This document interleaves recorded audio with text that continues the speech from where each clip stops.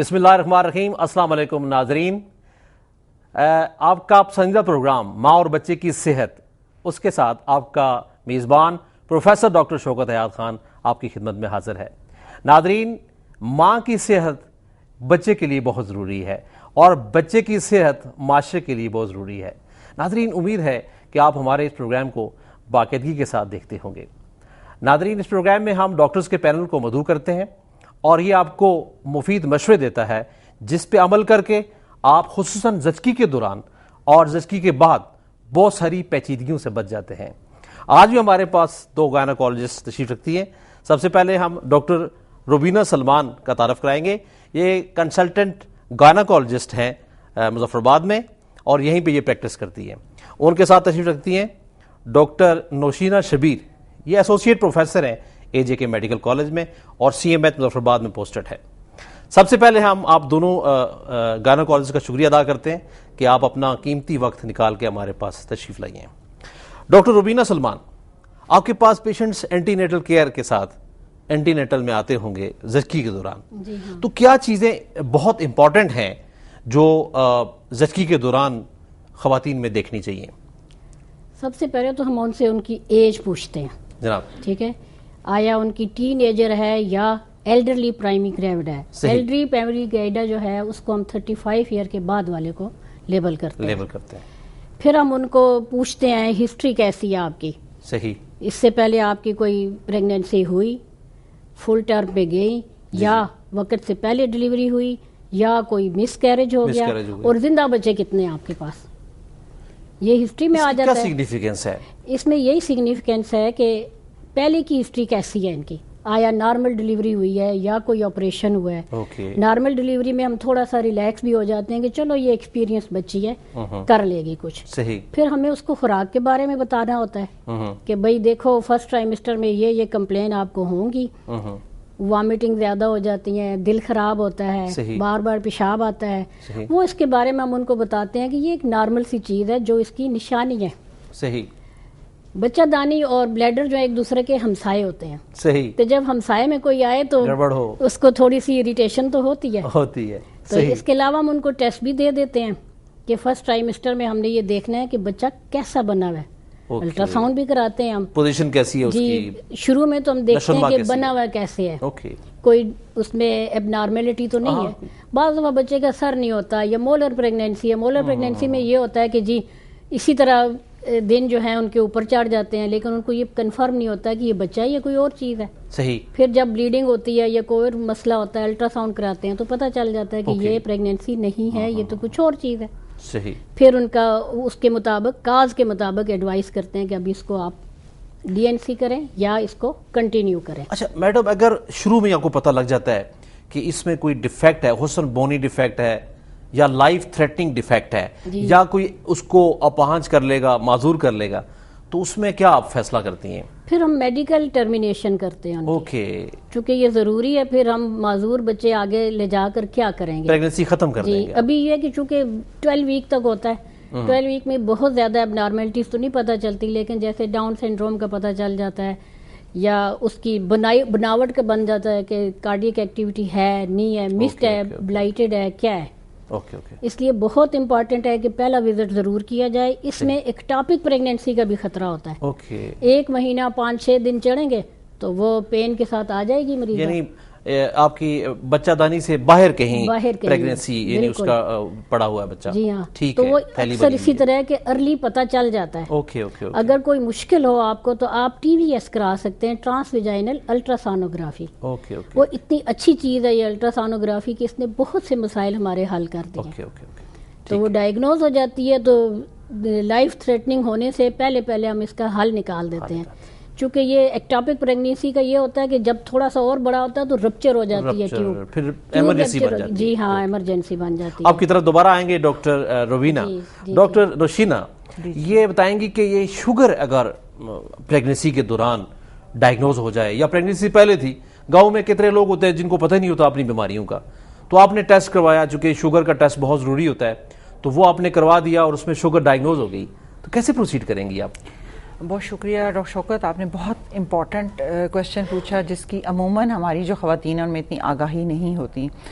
तो कुछ तो जैसे हमारी जो हामला ख़वातीन हैं उनके लिए रिकमेंडेड है कि जब उनकी प्रेगनेंसी टेस्ट पॉजिटिव आ जाता है तो उसके बाद एक वो रूटीन विजिट करती हैं और उसमें हमें कुछ टेस्ट कराने पड़ते हैं जिसमें हम ब्लड में चेक करते हैं खून की कमी नहीं, साथ शुगर का टेस्ट करते हैं। सही। और शुगर के टेस्ट की थोड़ी सी अहमियत इसलिए ज़्यादा है कि ये ना सिर्फ पाकिस्तान की भी जो नेशनल गाइडलाइंस है और इंटरनेशनल लेवल पे भी जो गाइडलाइन है, उन्होंने ये कहा है कि एशियन पॉपुलेशन में चूंकि ब्लड प्रेशर शुगर का तनासब इतना ज़्यादा है हमारे लाइफस्टाइल की वजह से, हमारे खाने पीने की वजह से, हमारे मोटापे से, हमारी इनएक्टिविटी की वजह से, कि पहले तो ये कहते थे कि आप 5वें या 6ठे महीने में शुगर के डायग्नोस्टिक टेस्ट करें, लेकिन अब ये कहा जाता है कि जो एशियन पॉपुलेशन है उसमें पहले माह में ही करें। अच्छा। हाँ, इसको यानी इतना मतलब ज़रूरी समझा जाता है। ये हमारे तो नेशनल लेवल पे स्टडीज़ कम होती हैं, इंटरनेशनल लेवल पे तो उसकी वजह ये है कि इससे जो है ना उसमें एक तो यही वजह है कि बहुत सारी ख़वातीन हैं जिनको पता ही नहीं होता कि वो शुगर के साथ होती हैं और वो प्रेग्नेंट होती हैं। ठीक है। और दूसरा ये है कि प्रेगनेंसी इटसेल्फ भी कॉज कर सकती है कि आपकी अगर शुगर थोड़ी बहुत डिरेंज, आपकी बॉडी उसको रिस्पॉन्स कर रही है, या डिरेंज मेटाबॉलिज्म है, तो वो एग्रेवेट होकर फुल ब्लोन डायबिटीज़ में डेवलप हो जाता है। जी जी। तो इसका बच्चे के ऊपर क्या असरात होंगे? जी जी, इसके माँ और बच्चे पे दोनों ही पे बड़े इसके बुरे असरात हैं। अगर इसको हम शुरू से स्टार्ट कर लें तो पहले 3 माह में तो ये असर है कि बच्चे की बनावट ही नहीं होती, बच्चे बनते ही नहीं है। ठीक है ना, यानी कि मिस कैरेजेस बहुत ज्यादा होते हैं। दूसरा ये कि अगर मिस कैरेजेस ना हो और ब्लड में शुगर लेवल ज्यादा हो तो ये हो सकता है कि एब नॉर्मल बच्चों का तनासब ज्यादा है, कि बच्चे एब नॉर्मल काफी से बनते हैं। इसी को जरा हम थोड़ा आगे लेके चलें तो वक्त से पहले पैदाइश हो जाती है, 5वें 6ठे माह में औरतें डिलीवर हो जाती हैं। फिर उसके अलावा अगर इसी तरह शुगर अनकंट्रोल रहे तो बच्चे का साइज बहुत ज्यादा बड़ा हो जाता है। अच्छा। तो बच्चे का जो साइज है वो इतना बड़ा हो जाता है कि वो डिलीवर नहीं हो सकता। या अगर ऐसी औरतें जो चेक नहीं कराती और घर में शुगर की वजह से बच्चा बड़ा हो गया, वो जब जचगी का प्रोसेस मतलब घरों में होता है या LHV में होता है जिसको नहीं पता, तो उसमें पैदाइश में बच्चे स्टक हो जाते हैं, बच्चेदानियां औरतों की फट जाती हैं। और दूसरा जो है कि उसकी वजह से मतलब वो अपनी जान से भी हाथ धो सकती हैं।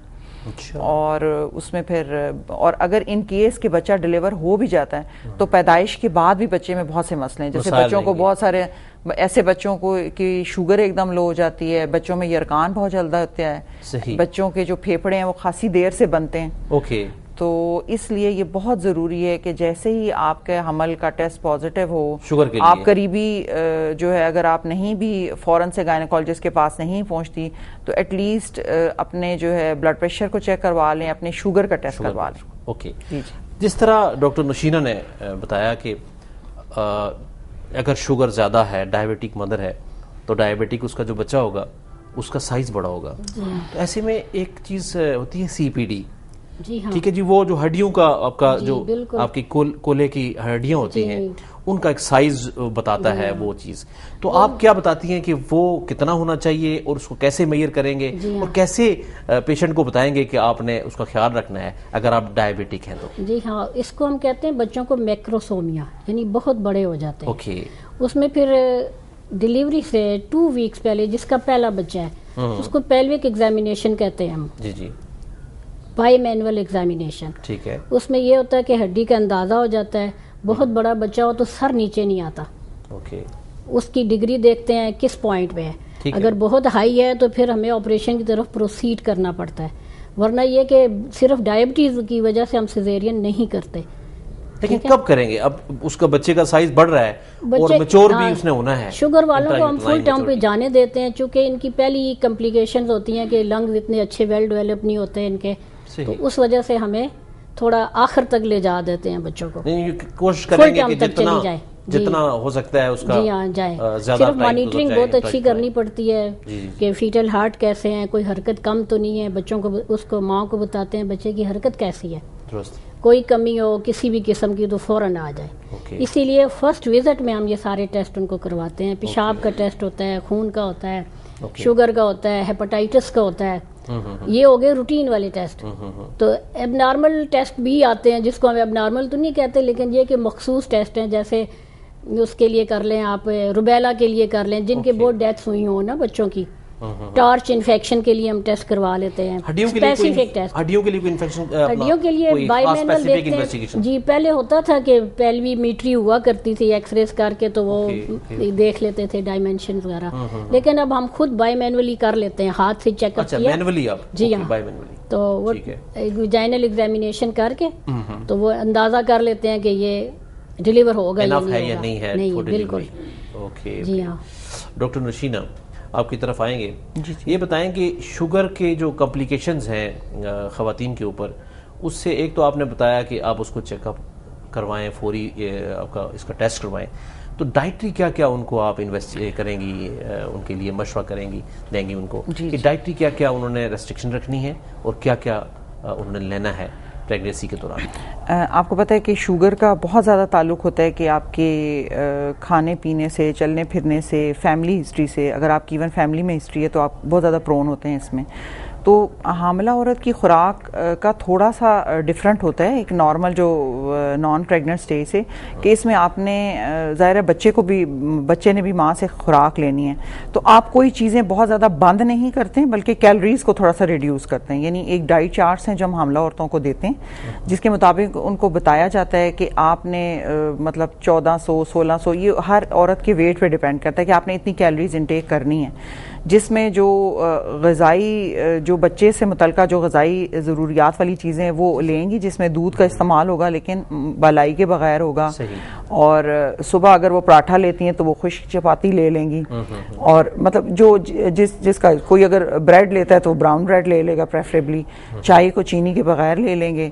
इसी तरह दोपहर में 10-11 बजे के करीब कोई हस्बे इस्तात कोई फल फ्रूट का इस्तेमाल वो कर सकती हैं। और दिन के खाने में हम उनको इस तरह बताते हैं कि जो रोटी सालन जितना आप खाते हैं उससे आप थोड़ा सा कम खाएं, यानी अगर आप 2 चपातियां खाते हैं आप उसको 1.5 कर लें, सालन की भरी हुई प्लेट करते हैं तो आप उसको पौनी प्लेट कर दें, या अगर दाल और सब्जी आप खाते हैं तो थोड़ा सा ऑयल कम रख के आप उसको थोड़ा सा कर दें। तो पर्पज़ हमारा ये होता है कि हर औरत को उसके वेट और उसके मुताबिक फिर हम मतलब डाइटरी काउंसलिंग करते हैं, बताया जाता है कि खुराक इस तरह करनी है।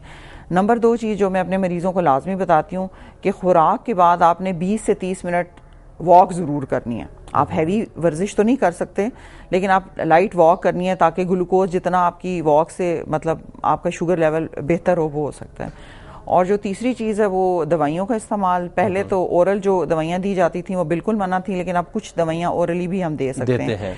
और अगर तो खुराक और आपकी जो वॉक है वो शुगर को कंट्रोल कर ले तो ठीक है, दैट इज़ बेटर। अगर वो ना हो तो फिर हमें टैबलेट्स और इंसुलिन अकॉर्डिंगली देनी पड़ती है। उसमें फिर हम उनको एडमिट करके उनके पूरे दिन के शुगर के 5-6 टेस्ट कराए जाते हैं, नाश्ते से पहले, नाश्ते के बाद, इसी तरह खाने से पहले, खाने के बाद, रात खाने से पहले, खाने के, और उसके मुताबिक खुराक और वॉक के साथ उनकी दवाइयों को एडजस्ट किया जाता है। ओके, अच्छा ये बताएंगे कि शुगर क्या ऑलरेडी एग्जिस्टिंग शुगर जो होती है यानी डायबिटीज़ वही ही हो सकती है, या प्रेगनेंसी के दौरान भी शुगर राइज कर सकती है या डायबिटीज़ शुरू हो सकती है और आगे जाएगी? क्या ऐसा कोई चीज़ है? जी, ये ऐसा है कि दोनों ही चीज़ें हैं।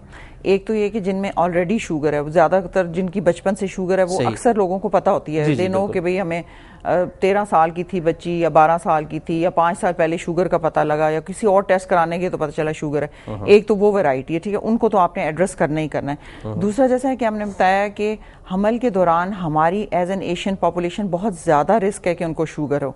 उसकी वजह ये कि हमारी देसी खुराकों का स्टाइल है, जो हमारी इनएक्टिविटी, हम इतना चलते फिरते नहीं हैं, लग्जरी लाइफ स्टाइल आजकल हमारा सबका हो गया है। और दूसरा ये कि इसमें फैमिली हिस्ट्री की भी बड़ी इंपॉर्टेंट है कि अगर आपके अंदर हेरिडिटी या जीन्स में प्रॉब्लम है कि आपके जबकि आपकी बॉडी किसी स्ट्रेस में जाती है तो आपके शुगर को जो है ना मतलब बॉडी में नॉर्मल होने की बजाय वो चीज़ बढ़ जाती है। तो ये हम में से अगर हम देख रहे हैं, अगर 100 औरतें हमारे पास चेकअप के लिए आती हैं तो उनमें से 20 या 25 जरूर लाजमी ऐसी होंगी जिनमें ये प्रॉब्लम जिनको प्रेगनेंसी के दौरान होगा। हाँ, तो क्या ये उसके बाद लंबे अरसे के लिए चलता है या प्रेगनेंसी के बाद खत्म हो जाती है ये वाली? उसमें डिपेंड करता है। उसमें ये रिकमेंडेशंस ये हैं कि जब आप डिलीवरी से फारिग हो जाएं तो जब आपका चिल्ला खत्म हो 6 हफ्ते, तो उस वक्त लाजमी आप अपना शुगर टेस्ट दोबारा कराएं, ये देखने के लिए कि शुगर अभी आपकी बॉडी अपनी खुराक और आपकी जो रोजमर्रा की एक्टिविटीज हैं उसके साथ आपकी शुगर नॉर्मल हो गई है या कि ये लाइफ लॉन्ग शुगर की तरफ जा रही है।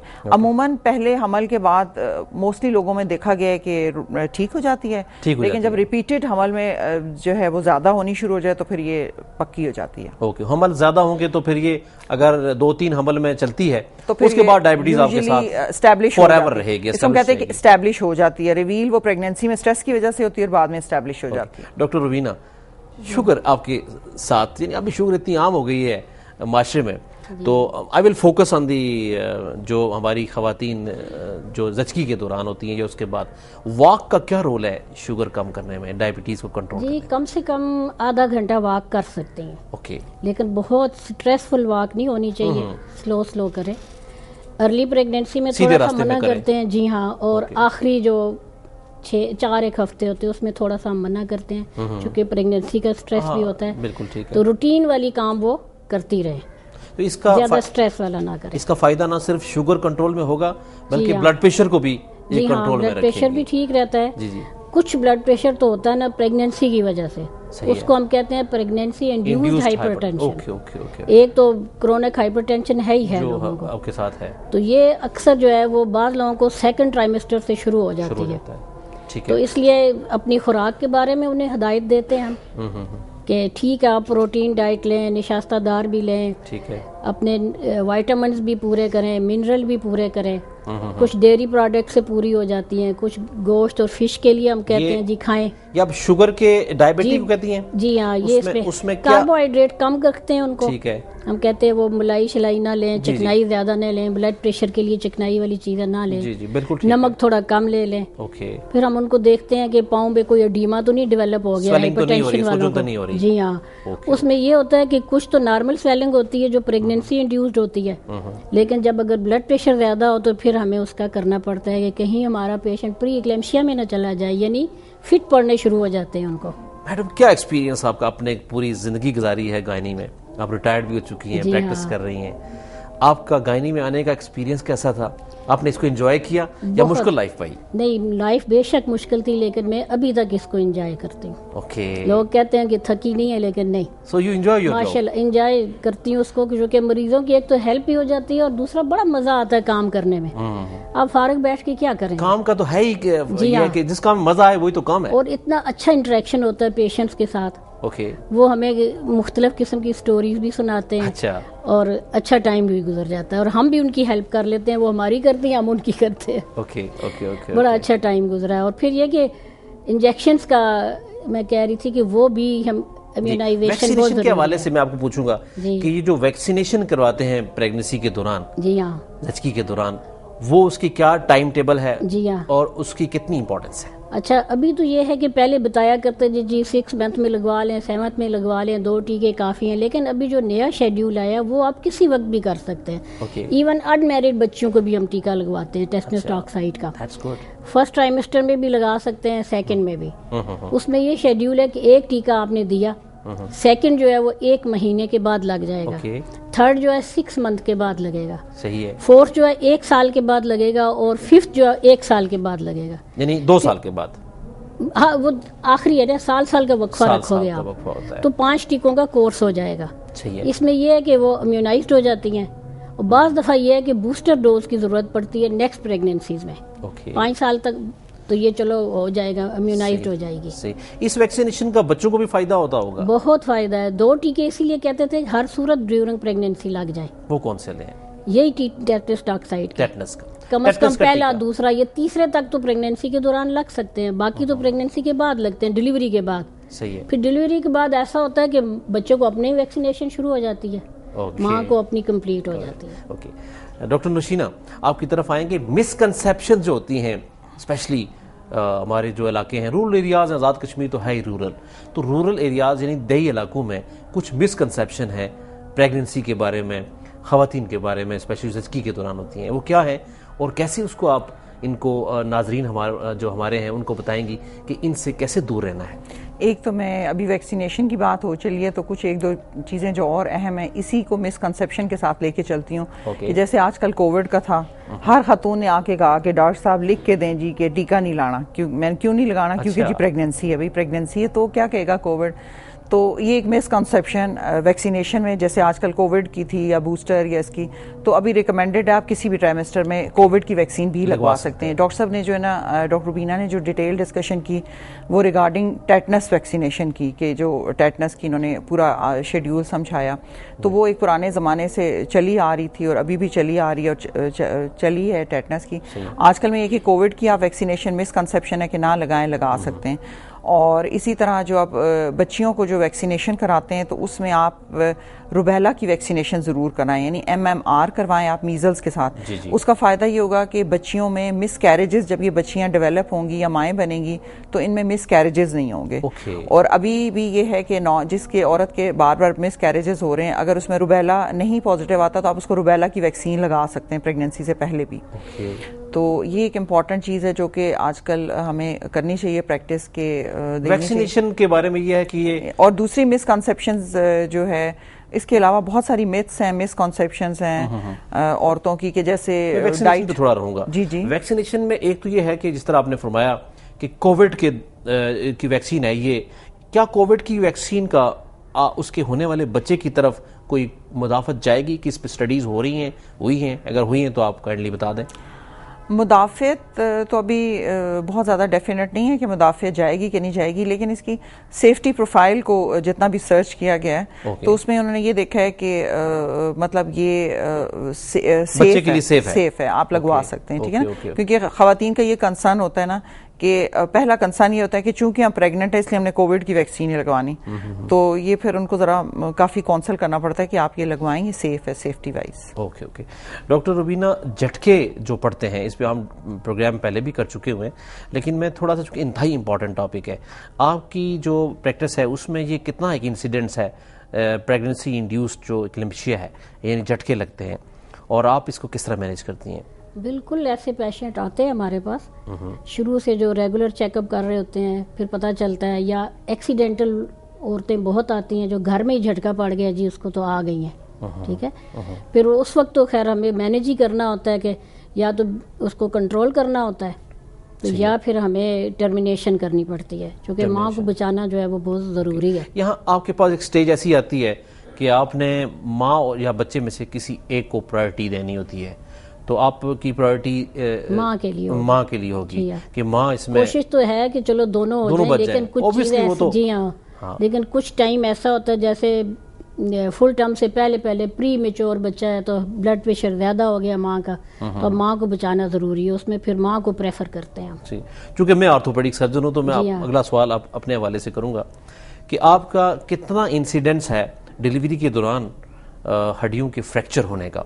क्योंकि देखिए ये तो ऐसी कॉम्प्लिकेशन है जो वर्ल्ड वाइड बुक्स में लिखी हुई है, कि क्या इसके दौरान आपकी अपना एक्सपीरियंस कैसा रहा है? अच्छा, मेरे एक्सपीरियंस से ये फ्रैक्चर वाला कोई चीज़ नहीं गुजरी आज तक, माशाल्लाह ठीक रही है।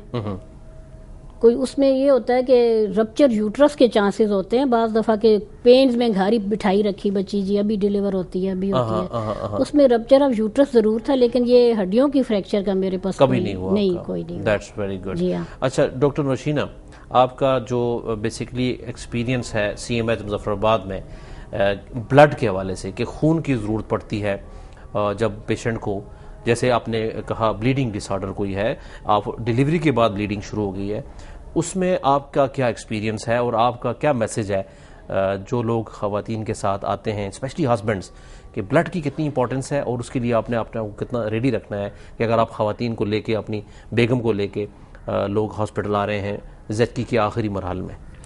देखिए जी, प्रेगनेंसी में जो ब्लड लॉस है उसके कुछ 4-5 हैं जो मोटे मोटे कॉजेज़ हैं, जिसमें हर एक को पता होना चाहिए। एक तो ये कि जब आप ब्लड की कमी से प्रेगनेंसी स्टार्ट नहीं होनी चाहिए, और अगर ब्लड की कमी से स्टार्ट होती है तो उसको ताकती दवाइयाँ का इस्तेमाल वो बाकायदगी से करें, आयरन की गोलियाँ लें ताकि उनका खून बनता रहे। दूसरा, जो पर्टिकुलर आपकी प्रेगनेंसी की वजह से खून की कमी होती है, उसमें साथी के मसले हो सकते हैं कि साथी जो है नॉर्मल जगह पे है और उससे ब्लीडिंग हो जाती है, या बाज़ का साथी या ओल जो है वो फट जाता है, उसकी वजह से ब्लीडिंग होती है। और नंबर 3 फिर ये कि फिजियोलॉजिकली नॉर्मल भी डिलीवरी या ऑपरेशन के प्रोसेस में ब्लड लॉस थोड़ा सा होता है। तो इसलिए जो भी कोई आए, मतलब ख़वातीन के लिए टेक होम मैसेज है कि वो आयरन की गोलियाँ, ताकत की जो फौलाद की गोलियाँ हैं उसको बाकायदगी से इस्तेमाल करें। हस्बे इस्तात खुराक ऐसी खाएं जिसमें फौलाद ज्यादा हो। वो जरूरी नहीं है कि वो गोश्त और फिश ही हो, जो कि आजकल अफोर्ड करना हर एक के लिए बड़ा मुश्किल है। वो एक दालें भी हो सकती हैं, सब्जियां भी हो सकती हैं, और दूध जैसे गांव में रूरल एरिया में बहुत कॉमन है वो ले सकती हैं। अंडे ले सकती हैं, मतलब अपनी खुराक इस तरह की रिच बना सकती हैं कि जिसमें फौलाद की कमी उनको ना हो।